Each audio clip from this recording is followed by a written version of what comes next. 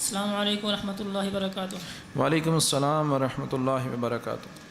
حضور، ہمارا یہ عقیدہ ہے کہ اللہ تعالیٰ جھوٹ نہیں بول سکتا، کیونکہ یہ جھوٹ بولنا بری صفات ہے، مگر کچھ لوگ کہتے ہیں کہ ان اللہ علی کل شیء قدیر، اللہ تعالیٰ ہر چیز پر قدرت رکھتا ہے، تو جھوٹ کیوں نہیں بول سکتا؟